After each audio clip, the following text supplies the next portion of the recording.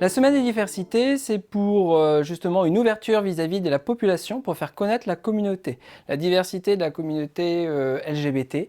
Parce que voilà, on ne dit pas simplement gay, lesbienne, non, derrière il y a il y a toute une histoire, il y a toute une communauté. LGBTQIA+, donc maintenant il y a un acronyme qui s'agrandit de plus en plus, mais ça peut être des gays, des lesbiennes, des transsexuels, des queers, des intersexes, enfin toute personne où on parle d'identité de genre ou d'identité sexuelle.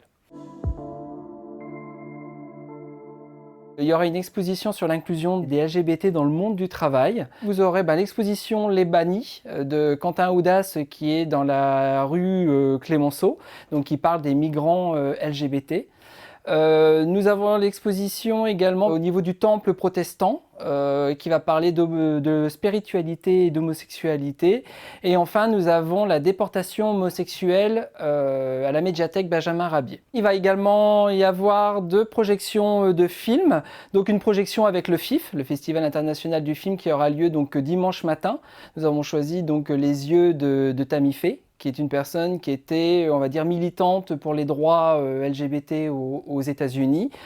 Et nous avons également la projection du documentaire de Denis Parot, Coming Out, à la médiathèque Benjamin Rabier, mais qui aura lieu après la semaine des diversités, le 22 octobre, qui sera suivi d'un débat.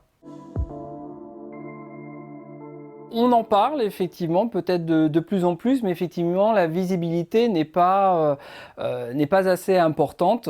Non pas qu'on souhaite être dans tous les journaux tous les jours, mais simplement échanger, faire découvrir la communauté pour que les gens, qu'il y ait des murs qui tombent, que les gens comprennent ce que c'est que des LGBTQIA+.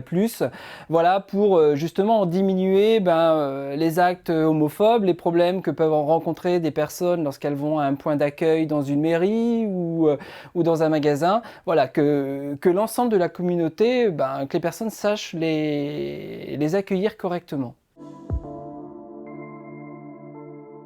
On a beaucoup travaillé sur le côté L et G de l'acronyme et effectivement il y a toujours quand même une population qui a été mise à l'écart durant un certain nombre d'années, c'est les T, donc toutes les personnes transgenres. Et je pense que le travail est en cours, après il faut y mettre quand même les moyens. Aujourd'hui je pense qu'il faut mettre les moyens au niveau de l'éducation nationale et malheureusement il faut encore se laisser du temps.